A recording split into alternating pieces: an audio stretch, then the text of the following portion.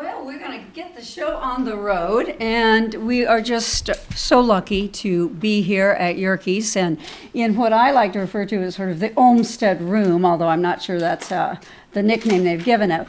When we have concluded, we will raise this screen up and you will see an exhibit about the Olmsteds in Lake Geneva, and there's the house where we'll be going. So you'll be able to see a little bit more here behind the screen. The Garden Club of America that I referenced in the bus has been very, very engaged here, the Lake Geneva Garden Club, and this was a display that was put up about a year ago on the history. It received a special award for its educational quality, and so we'll take a look at it. And you have seen that we've been offering this Geneva Lake book, which is co-authored by Martha Kuko, who was also the curator of this particular exhibit. So I hope everybody will take advantage of it after we have concluded. Now, many of you know Julia because you saw her last night. She was the nominator of the Washington Park Camera Club for our Certificate of Appreciation. She is just a woman who knows virtually everything about Olmsted in Chicago. And obviously, as you all have learned, there's a deep connection between Lake Geneva and Chicago. But we are delighted to have her with us today. She, as you know, was the historian for the Chicago Parks Department, and she is now a consultant. She is an expert on cultural landscape. She is the author of The City in the Garden.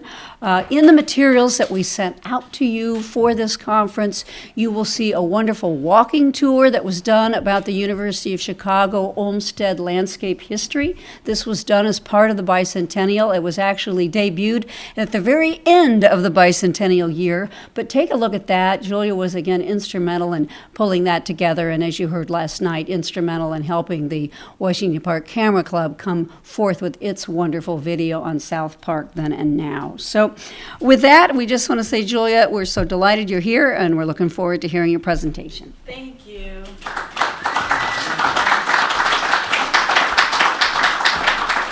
Well, and Dee Dee has been so tremendous to work with because as you probably know, the what was then the NAOP was planning the bicentennial events before COVID, and we didn't really know each other, but we had a lot of friends in common. And she reached out to me, and I gave her names of all these organizations in Chicago, and I said, "Oh, they're all going to want to participate." Then COVID hit, and we tried to reconnect with all of them, and nobody wanted to do anything. And I didn't really represent anybody anymore. I'm like, what are we going to do? And so we put our heads together and got a grant from the Terra Foundation. So she is really such a shaker and mover.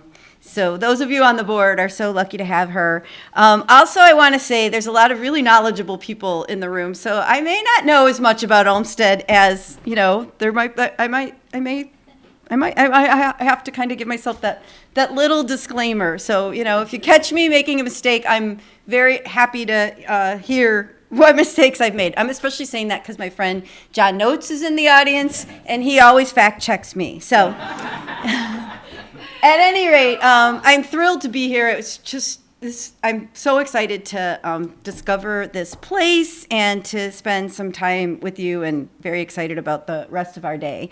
So Dee Dee had asked me to talk a little bit about the Yerkes Observatory, and I do have some stuff woven in, but another disclaimer, I really just tried to gather what information that I could, because that is really not my expertise, but we'll see how I can do. So at any rate, the Olmsted brothers in Chicago, is a pretty big topic.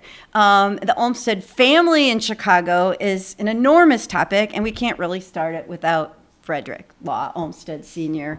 And Dee Dee knows, because she's heard me speak a few times, that I really like to start every presentation. I make every presentation different, but I like to start the Olmsted presentations the same way, because Frederick Law Olmsted and his sons did such remarkable work for Chicago, but as you know, really the most iconic project was the World's Columbian Exposition of 1893. And leading up to the exposition, there were many people who knew this was going to be a very important moment in American history. And the New York architects, the East Coast architects, were hosting this fancy party to honor Daniel Burnham, the chief architect and kind of the director of construction of the fair. And it was going to be just a couple of months before the fair opened, and Olmsted was busy. He couldn't be there that night. And I think Burnham felt badly about stepping up at that podium without Olmsted being in the audience. So this is what he said. Each of you knows the name and genius of him who stands first in the heart and confidence of American artists, the creator of your own parks and many other city parks. In the highest sense, he is the planner of the exposition. An artist, he paints with lakes and wooded slopes, with lawns and banks and forest-covered hills, with mountainsides and ocean views. That is like so perfect. So it didn't happen at the very beginning, that speech, but it absolutely, to me, summarizes Olmsted's work and his contributions. Now, Frederick Law Olmsted, as I said, had a long history in Chicago. There was a parks movement that took place in the late 1850s and the 1860s. And after a lot of iterations of trying to get legislation approved so that there could be a very ambitious park system for the entire city, in 1869, 3 separate acts of state legislature were approved, establishing 3 separate park districts with the idea that they would be completely linked by boulevards. So it's kind of like the opposite of Paris, where the boulevards kind of radiate out from the squares. In this case, this ribbon of green would encircle the city. And the 3 park commissions were Lincoln Park District up on the top, the West Park District on the left side, and then the South Park Commission on the bottom. Now, at one point, they were hoping to have Olmsted design the entire system, but only the South Park District could afford him because they had the loop within their taxing jurisdiction. And so members of the South Park, newly formed South Park Board, asked Frederick Law Olmsted to come to Chicago. He was then in partnership with Calvert Vaux, and look at the site they were selecting for this very large park they were planning. And Olmsted wrote, he wasn't not exactly in love with our Midwestern landscape, I have to tell you. If a search had been made for the least park-like grounds within miles of the city, nothing better meeting that requirement could have been found. So we Midwesterners always have a little bit of an inferiority complex. You guys in Lake Geneva do a little better than some of us, but he did not like the very flat and marshy landscape of Chicago. You know, Chicago, the name Chicago means stinky onion. There's a reason for that. But he did think it had one redeeming feature. And of course, we all could guess that that was its proximity to Lake Michigan. And he said the lake could be made by artificial means no more grand or sublime. I'm sorry, Virginia told me some of what I missed in some of the other presentations, and I know one of the speakers talked a lot about the sublime and the picturesque and the beautiful, so you know that these sublime elements were breathtaking, maybe even a little threatening and scary, and you know, most of you have been to Chicago, so you know that our lake is really so expansive. It's almost like an ocean. And so the lake really guided his plan for what was then called South Park. And I'm not going to spend a lot of time on the early history of the park, so I kind of decided to summarize it all with these red captions that show South Park was one enormous landscape, 1,055 acres in size, that included the Eastern Division that later becomes named Jackson Park, the Western Division that later becomes known as Washington Park, and the Midway Plaisance, which was actually the name that Olmsted gave to that center boulevard when the plan was published in 1871. So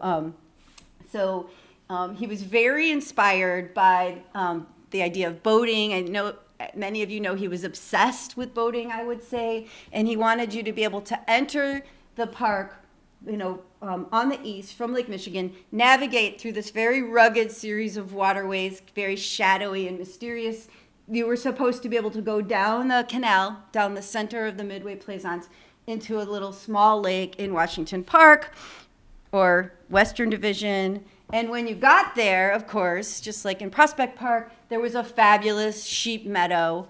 And every year they'd get a new flock of sheep that would graze and they had 2 shepherds whose job it was to gather them up and put them in the pen. And the greensward was, an area that the sheep would like to graze, but it was also a wonderful place for ball games. And this is, of course, where the beautiful, the graceful, these spaces that were meant to make you feel very calm, where it was kind of conveyed. I like to include this plan of 1880 because it shows you in color how much had been executed.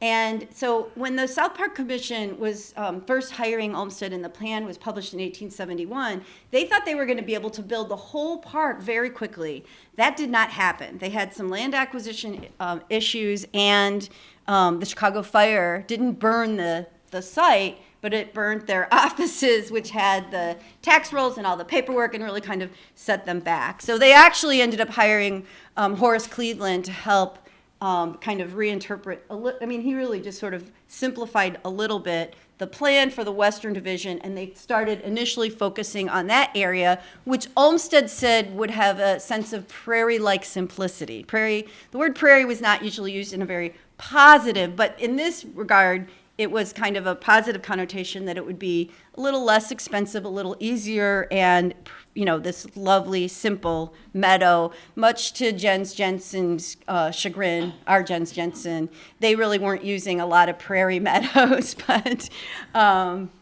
more of a mowed lawn meadow. By the late 1880s, Chicagoans had decided that we should host the next World's Fair, which was a bit of an audacious expectation because Chicago was thought of as kind of a little cow town at the time, and people were really hoping to be taken a little bit more seriously. And it was a very, very rapidly growing city, and so a bunch of leaders went to take a deep dive and really look at what was happening at the Paris Exposition in 1889, the Exposition Universelle, and came back with lots of ideas. And as you probably know, the Beaux-Arts School was, very successful at that moment. The whole Paris Fair was a very Beaux-Arts design, and Chicagoans started envisioning what kind of fair we could have in Chicago. And much to the surprise of the New Yorkers, in 1890, the United States Congress selected Chicago to host the World's Columbian Exposition. They immediately, the fair committee, asked Olmsted to come back to Chicago and help select a site for the fair. It's really interesting to look at all the different sites and everything he had to say. It almost might have ended up in Lincoln Park, but he insisted that it had to have Lake Michigan as its backdrop. And he did advocate for Jackson Park, the Eastern Division, because he knew that only about 10 or 15% of his landscape design had been executed. He thought it would be wasteful to undo finished parkland to recreate a temporary fair. And so it did get selected, Jackson Park, as the fairgrounds. Now, at the time that the fair was being planned, and Daniel Burnham was, put in charge as the director of the works, and Olmsted, they immediately, after selecting the site, the Olmsted firm was immediately involved in the project. Olmsted's kind of personal life had changed quite a bit by this time, and both of his sons were now involved in the firm. I don't know how much biography was covered yesterday, but it's always fascinating to think about how, you guys probably know, he had a very close relationship with his brother John, who was a physician who died quite young, but had a wife and children. And many people think it sounds strange today, but remember, there was no Social Security, and he was, these are the most important people in his life. So he married his sister-in-law. You guys already know this. So he married his sister-in-law, and then the two decided to rename the stepson, who was called John Charles, because they both loved Brother John so much, John Charles's dad. And then they did have a child of their own who they named Henry Perkins Olmsted. And when little Henry, I can't remember how old he was, I think he was about 5 or 6, I'm Lawrence Cotton's nodding. 5 or 6, that's good. And I remember when I was reading The Clearing in the Distance, I had a child that was about this age.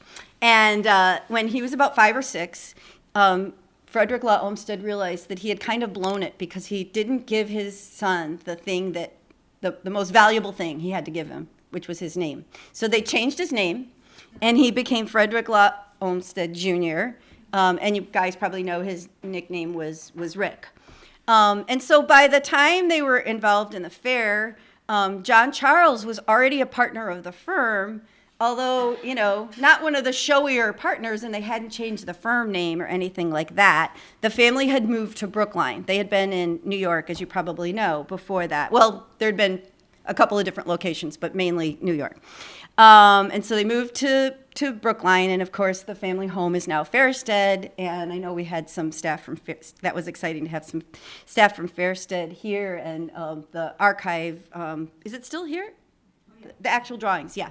So at any rate, so by this time now, we're in where you're like wondering, where are we? We're in 1891, 92, 93. John Charles is a very important member of the firm, and then Frederick Jr. is studying at Harvard and spending his summers helping with the planning and design of the fair. They actually had him kind of be like Daniel Burnham's intern. And I kind of keep alluding to how important Olmsted was working with Burnham. And so there were really 4 main players initially in the, layout and conceiving of the grounds. And that was Frederick Law Olmsted, his then partner, Henry Codman, who, as I said, John Charles was a partner, but Henry Codman is kind of like getting a lot more of Olmsted's attention, Frederick Law Olmsted's attention. And then Daniel Burnham and his then partner, John Wellborn Root. Now, if you notice the birth and death dates, sadly, neither Root nor Codman lived to see the completion of the fair. So you can only imagine how much of a struggle that was. They both lost their dear friend and business partner and major player in this project. So that's kind of almost hard to wrap your brain around. But there's a famous essay that Olmsted published in a couple of different publications. It's very easy to pull up, describing the process of laying out the fairgrounds and the whole sort of period of designing the fair. And he talks about how that those 4 men that I just showed you had big pieces of brown paper that they were using for kind of templates for the design. I like to picture them sitting on the floor, but that's probably not. They probably were standing on big drafting tables, but I'm picturing these to be so enormous that they had to sit on the floor. So you can make your own mental picture. But in this article, which is, you should just really read the whole thing, it's so great, Olmsted wrote that they decided that there should be a great architectural court with a body of water therein, that there should be a formal canal leading northward from this court to a series of broader waters of a lagoon character, so that the principal exposition buildings would each have water as well as land frontage, and that they would be approachable by boats. We got boats as a theme again. And so this idea, I love this one that's colored because you can see the water in blue. This idea of an interconnected sort of system of water that could be navigated by boats, the connections with Lake Michigan, it's, obviously kind of an interesting redesign of the original plan. And when it came to the architecture, obviously there were going to be hundreds of buildings, and these were enormous, massive buildings. Burnham felt it was really important to bring on a team of architects from the East Coast. Chicago, the group of Chicago architects, it was becoming, Chicago was already becoming a big architecture city, and a lot of local architects were not really happy about this, but Burnham kept saying it's not a Chicago fair, it's a world fair.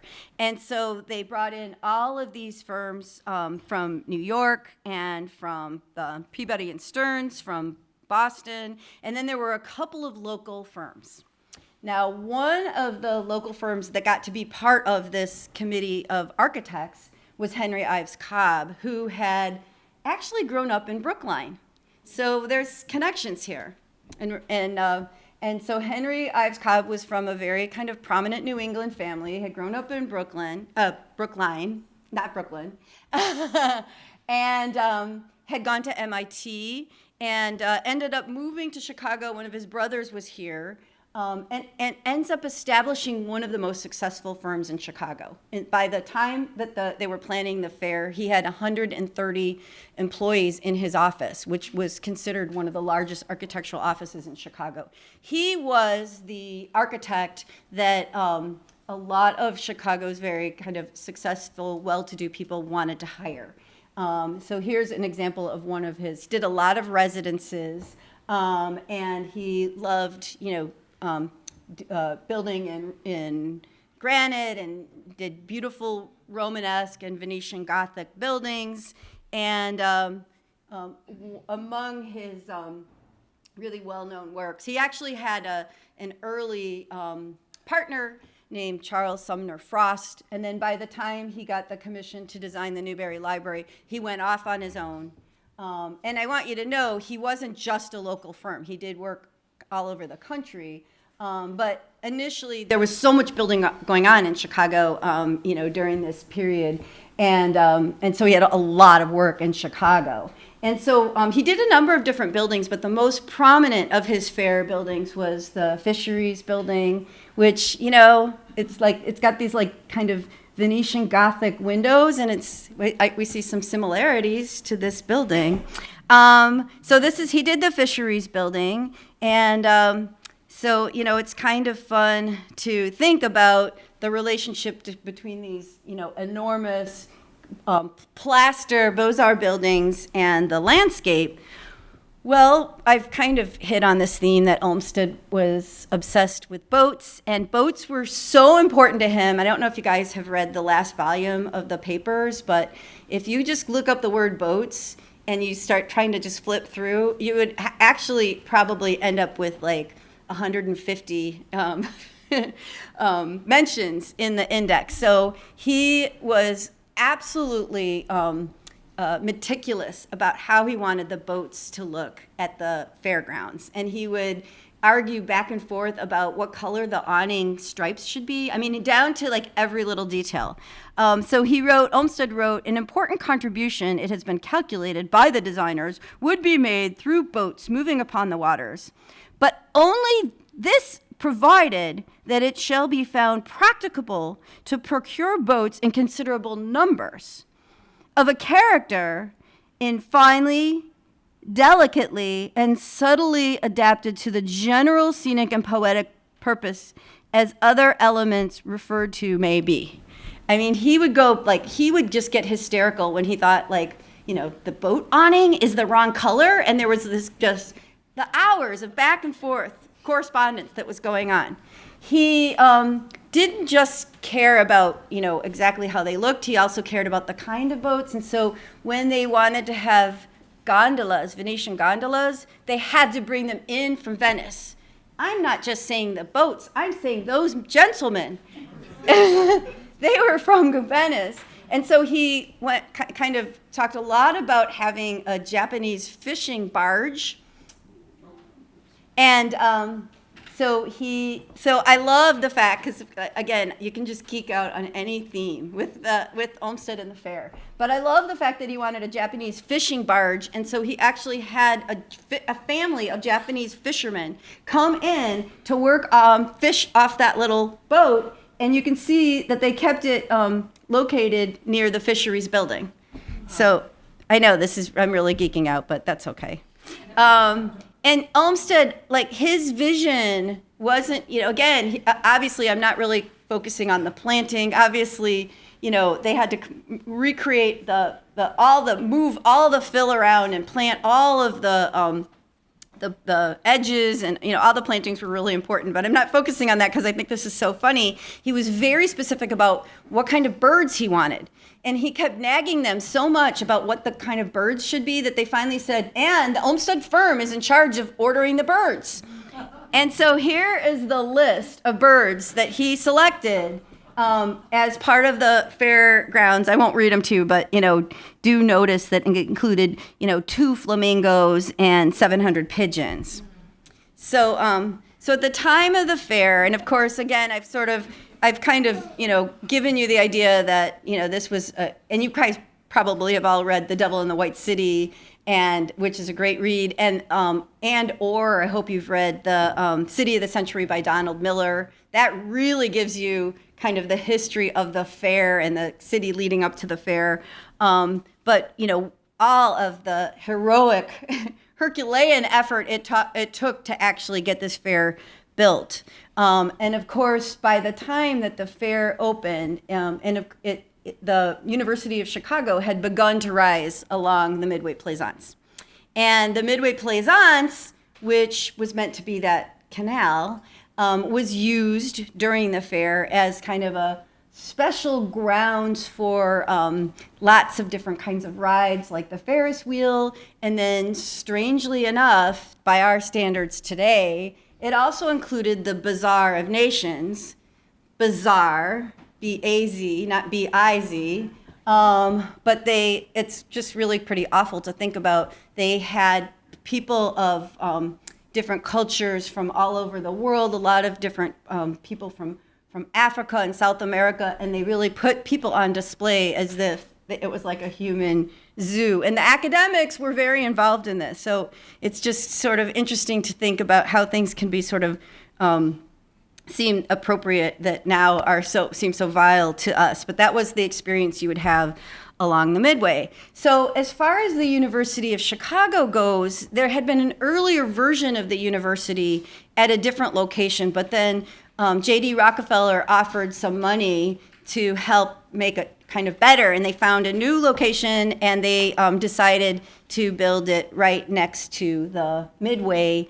And it was partly because Paul Cornell, the man who kind of got Olmsted to come and design that original big park, felt that his community, which was then a little suburban community, should have a great university. And so after a couple of years, the board, there was a building and grounds committee of the board for the university, decided to invite 6 different architectural firms to give potential design concepts. And it was sort of a little bit of a design competition.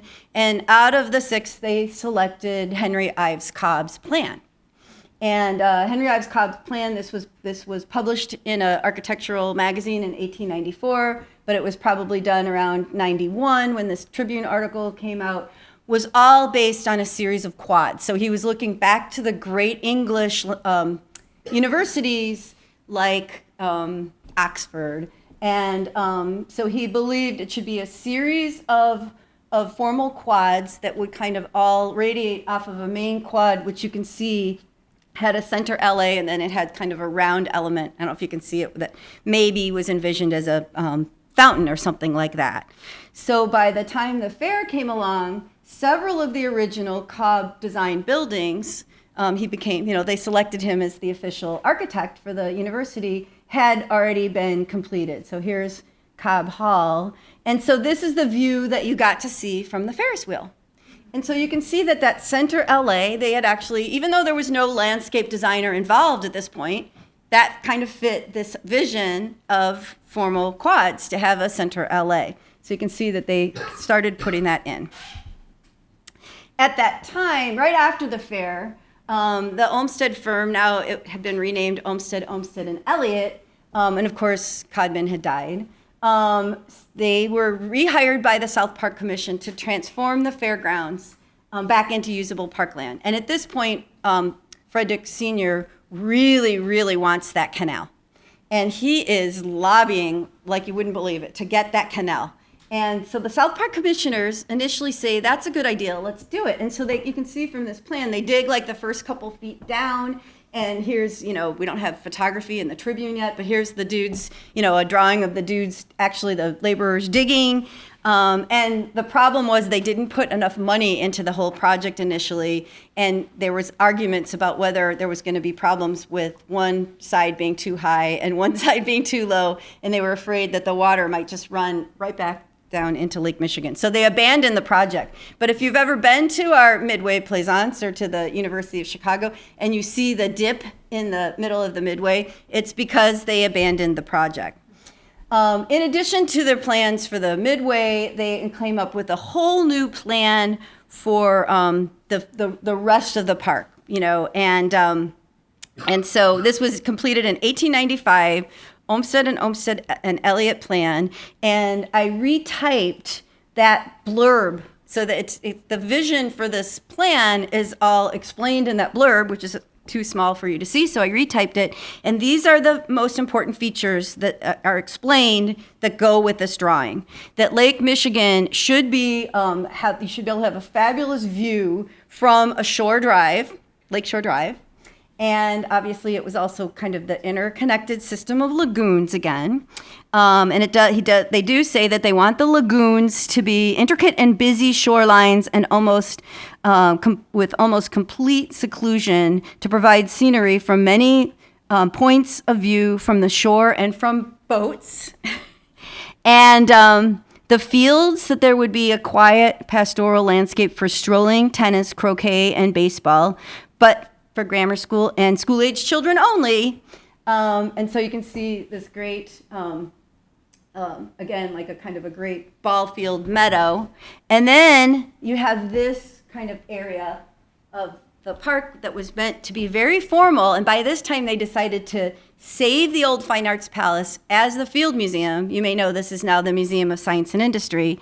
And they decided that this should be designed upon formal lines for the sake of architectural harmony, a music court and a gymnasium for public recreation, and for also formal parts of the park. So this is the new outdoor gymnasium. And I, over the years, have been so lucky to have opportunities to confer with Charlie Beveridge, and he told me he thinks this is one of the very first times that this kind of an outdoor playground element was used by the Olmsted firm. And so during that period, 1895, 96, there was a lot of excitement about transforming the grounds, the old fairgrounds, back into usable parkland. So this rendering appeared in the Chicago Tribune. And so you can see that today the park looks very, very much like the 1895 plan. The new Obama Presidential Center, we're not going to get into. Dee Dee and I could go on all day about it, but it is kind of at the little edge of the park that is cut off. But yeah. So we can talk about that at lunch if you want.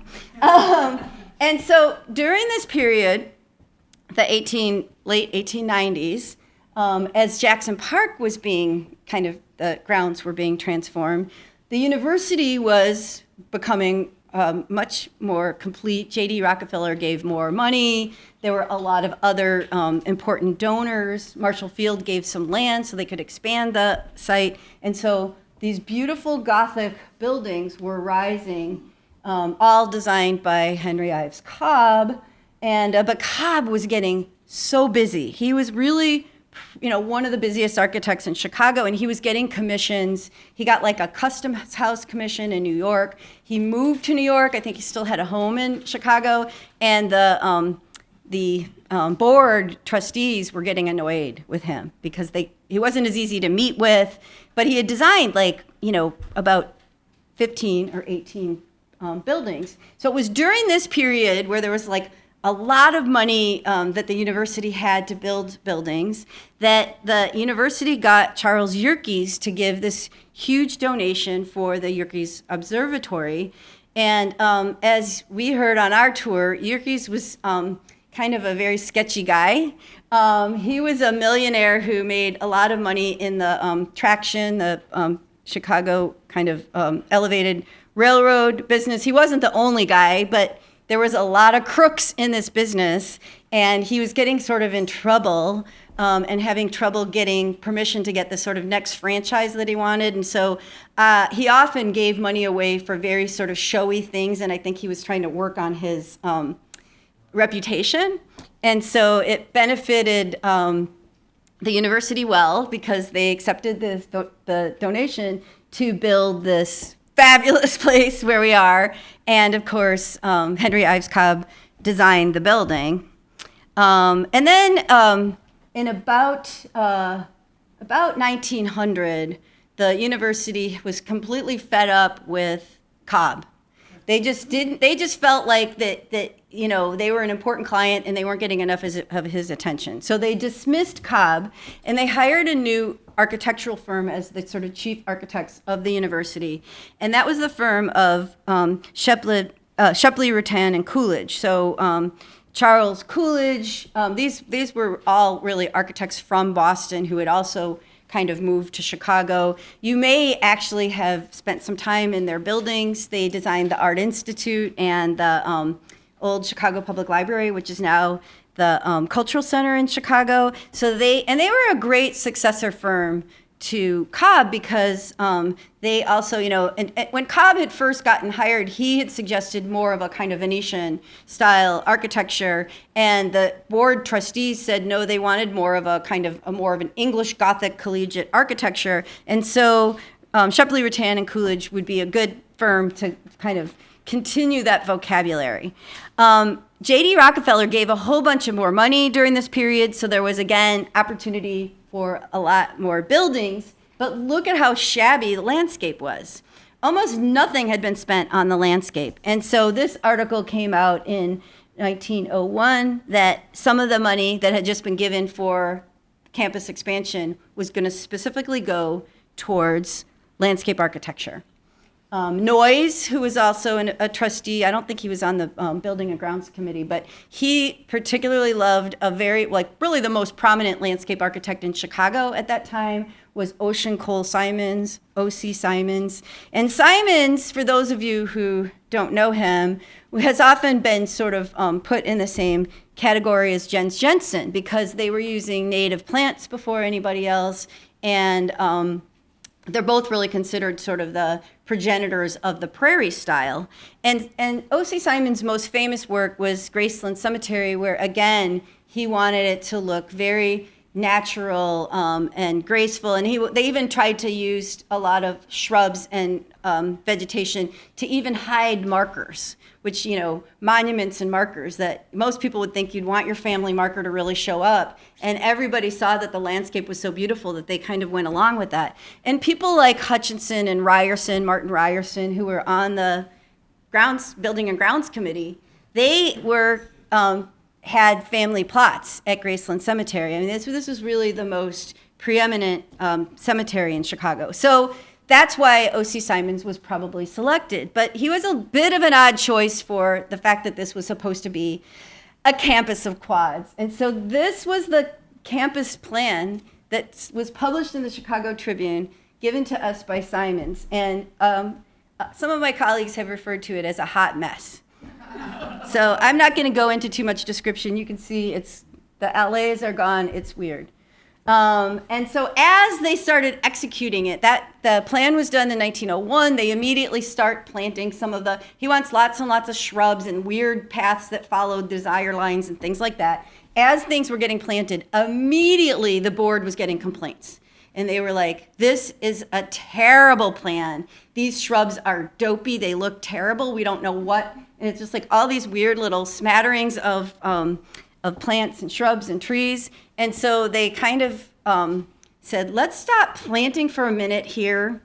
And Charles Hutchinson, who was also the president of the Art Institute of Chicago, who again was one of the members of the Building and Grounds Committee, said, I think what we should do is ask John Charles Olmsted to come from Brookline and spend a little time on our campus and meet with me and the committee and meet with Mr. Simons, because they both were founding members of the newly established ASLA, American Society of Landscape Architects. They knew each other, they respected each other. Let's just ask John Charles Olmsted to help Simons do something a little more appropriate. So he ends up, what a quagmire for John Charles, because like I said, he said this is an awful task, but he just couldn't see how any of this was going to work. And he ended up making 3 different visits and wrote a 36-page report. And basically, it's so interesting to read this report, but basically sort of saying, I think we really need to be respectful of the quads, that the landscape should be subordinate to the buildings. You have this whole vocabulary of very monumental Gothic buildings. And I don't, here are the things I think I suggest. And he listed them all, 36 pages worth. So they fired Simons and hired the Olmsted brothers. So, I don't know what it was like at ASLA meetings after that, but... And the Olmsted firm had a long history of working on university campuses, and the idea of a landscape university campus laid out in formal quads was not new to them. And so I'm just throwing in two examples. Stanford, which is in California and they had a long history of designing Stanford, and then Washington University in St. Louis. But there were many others, and it's very easy to see the kind of formal layout, but keep in mind the whole campus isn't complete strict formality. And I know again that you heard about the sublime and the beautiful, and so you do end up getting these other really kind of lovely spaces with curving walks and more irregular groupings of plantings. So in 1901, they completed the plan. They were hired in September to replace Simons, and in December of 1901, they completed their preliminary plan for the main campuses. And so you can see that even in this aerial, that it really, even though there's a lot more coneflowers than I think are appropriate today, that the general design of very simple lawn, straight paths, and alleys of trees is largely what was done. Now, at that same time, they were working for the university. And one thing I do want to say, because people were sort of conjecturing, why things happened the way they did here. And the impression that I have, and I do want to say there are tremendous archival resources available, but there's these great documents from the minutes of the Buildings and Grounds Committee, and they report on what the Olmsteds were doing when. And I kind of think they would bring them on when they had little bits of money. So the landscape was still always kind of subordinate, treated as projects in a way that was subordinate to the buildings. And so you can kind of look at this kind of chronology of them being involved and then sort of a couple of years go and then they're involved again. So they weren't always giving enough money to completely execute the whole vision. But around the same time, the Olmsted brothers are brought back to Chicago for one of the projects that becomes most important to their whole career, which we know they did thousands and thousands of designs. And that was because by this period, the South Park Commission had within its taxing jurisdiction quite a number of neighborhoods that were kind of in terrible, squalid conditions. They had the stockyards and a lot of the areas where poor immigrants were coming from Europe, thinking they were going to find the American dream, hearing they were going to find streets paved with gold. And this was a much more typical street scene for hundreds of thousands of Chicagoans, immigrant Chicagoans who were settling here. And you all remember reading The Jungle, and that's a great book to help us remember what life was really like for these people. And Upton Sinclair wrote that the back of the yards, these neighborhood, this whole area, was famous for its smell, noticeable for miles, depending upon the wind. And so the then superintendent of the South Park Commission, John Foster, asked John Charles Olmsted to come to Chicago, and they met at a hotel. So again, I'm like picturing them like in our hotel in Milwaukee, in one of those great, big sort of reception areas. And on the back of the piece of the hotel stationery, John Charles was sketching as Foster was rattling off all of the features that he thought these parks needed to have, because these were a completely new type of park to help all of the people that didn't have time off from work to have somewhere clean and safe to play. So it was really more than just playgrounds. They decided that the new park should have ball fields, running tracks, sand pits, an outdoor swimming pool, which was kind of a new thing, wading pool, outdoor gymnasium, which remember I showed you there was an example of that in the 1895 plan, playground, landscaped areas with shade trees, and community centers with So this is what we call a field house, but you guys in your community might call it something else, that would have a library, a lunchroom, an auditorium, an indoor gymnasium, and club rooms.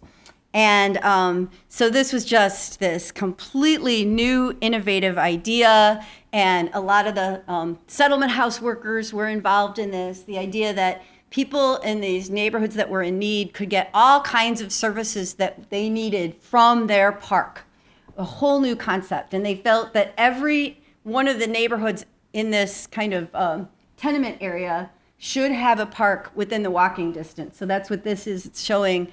They laid out all of the park sites based on how close you would be. And then here is the existing South Park, Jackson Park, Washington Park, and the Midway, showing, and then the old boulevards, showing in this kind of brick color where all of the new parks would be. The vision was that there would be 14 of these new parks. And the Olmsted brothers worked very closely with Burnham and his then young associate Edward Bennett on the design of these parks. When there was more space, they were able to really weave in a lot more of the kinds of elements that people knew that their father was famous for. So Sherman Park, which interestingly was named for Burnham's father-in-law, John Sherman, featured an island for the ball fields. And then there were 4 little bridges that you would take over to go play. And then on the real formal side of the park was the field house. But when they didn't have as much space to work with, the parks had a lot more pavement, and it was, a very strict kind of layout. And the parks that were 10 acres or less were called squares. So the original plan was there'd be 7 parks and 7 squares. And by the end of 1905, so by early 1906, they had built the first 10 of these parks. And they believed this was going to be so revolutionary that there was a new Parks and Rec organization that had founded. They decided to have their conference in Chicago so they could highlight these parks. And Teddy Roosevelt issued a national statement asking people from municipalities to send representatives to this conference so they could see these parks that the Olmsted brothers had designed with Burnham and company, which President Roosevelt described as one of the most important civic achievements in any American city. And so here you can see kids lined up to get free soap and towels, and all year long you could take a shower, and then in the summer you could get in the swimming pool. You could see that boys and girls were segregated. And they had branches of the Chicago Public Library. They had people coming and teaching English. There was one thing that I once saw in the Olmsted. The papers are so phenomenal. The archives are so phenomenal. I really have a great debt to the organizations that help get this stuff digitized. But there was one thing that I once saw, and I can't remember for which park it was. And I've spent hours trying to go back. And it was you might of course notice that it's all white kid immigrants, and Chicago had a black population, and so and that the Olmsted, that Frederick Law Olmsted was involved as an abolitionist, and so I once found one of these 14 parks in the original site. The Olmsteds wrote back to the commissioners and said, "We're concerned because there's a wall in the way and it won't let the Negro children have access." And the Olmsteds wrote back and said, "That's good, we want the wall." But now I can't find it. So if anybody's ever reading this stuff and you find it, please send it to me, because I think it's really important, and it's driving me crazy that I can't remember which of the parks it was. And of course, the way that they're all organized is by park number. So 1 through 14. So it can be, if you don't have a visual memory of the location, forget it. So while that great movement was happening on the south side of Chicago, which was actually very close to the university, by the way, as I mentioned, the Olmsteds were kind of slowly being brought back in to kind of finish specific parts of the completion of the landscape. So it wasn't like a whole lot of money and that there was a big influx. And one thing that they were told right from the get-go is that John Coulter, this really important botanist who was a professor there, wanted to create a sort of a scientific, a biologic pond, and that it would be their job to coordinate with him and get his plant list so that they could make sure that this beautiful botany pond could be incorporated into one of the quads, which is exactly what happened. And it is still one of the most exquisite spaces in the university. And then slowly, like I said, if you go through those building and grounds minutes, you can see when they were brought back to, they will tell you how much their fee was, so you can sort of tell if they were brought back for like $50 or, $850. And, they will sort of tell you that they were doing additional tree plantings. We don't have a planting plan, but we do know that, and some of the documents will say, and they were ordering ironwood trees or something for some other part of campus. So it's a little frustrating, but you have to really kind of parse through all of the documents, both at the university and in the Library of Congress. But so slowly over time, the quad's landscape is getting completed. Charles Hutchinson decided to donate a fountain, and so Hutchinson Court was one of the really finished landscapes, but this didn't happen until like 1908 or 1910.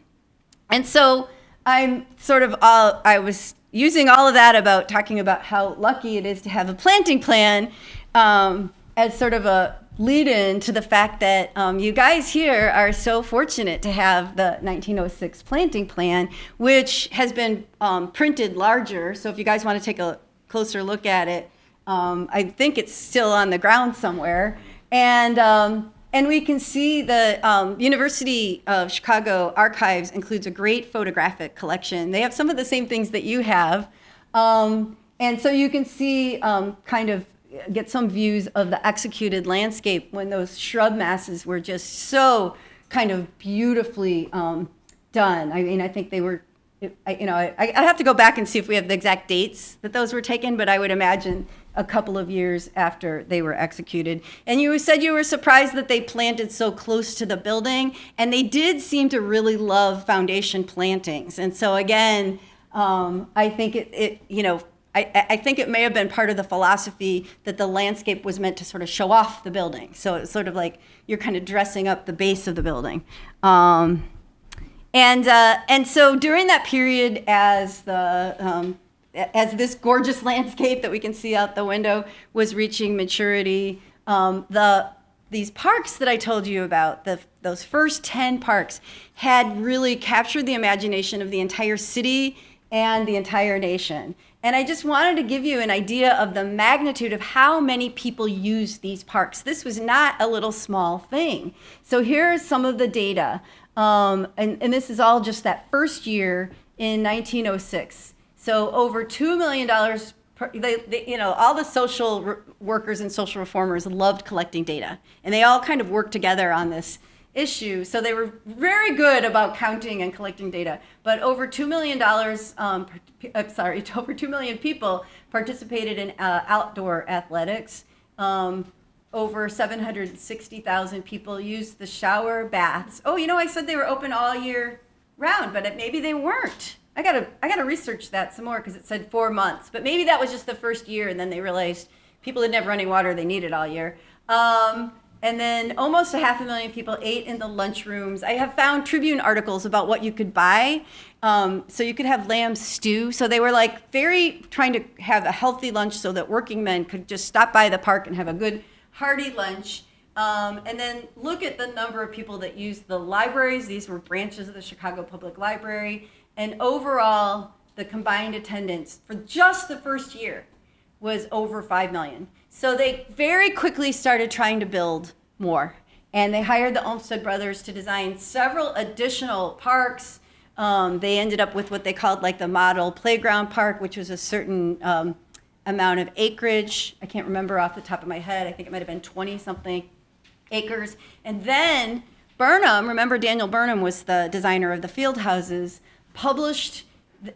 described these parks and published some of the plans in his famous 1909 plan of Chicago. So and the Olmsted brothers were speaking at national conferences. They were working for a lot of other cities. And I know some of you, I've spoke with a few of you have Olmsted brothers parks in your areas. And so this idea of how all of these social services and that recreation could really be designed in a way that could benefit all of the people in the community. Also just you can start seeing that these ideas were now being carried out all over the country to other cities. And it's the same issue. If you had a smaller park, a smaller amount of space, it's going to be kind of a more formal, strict layout with more pavement. But when you had a larger area, you're still going to have the playgrounds and a lot of these uses, but they could be melded into a more kind of naturalistic landscape.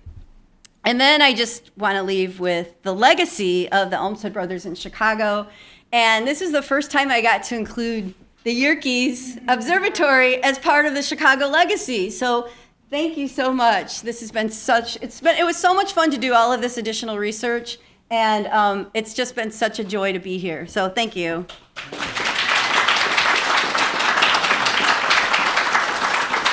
And people are probably starving. Okay, all right. Okay, I know you're really hungry, so I'll try to talk fast. Does anyone have a question? Well, we can talk at lunch. Thank you.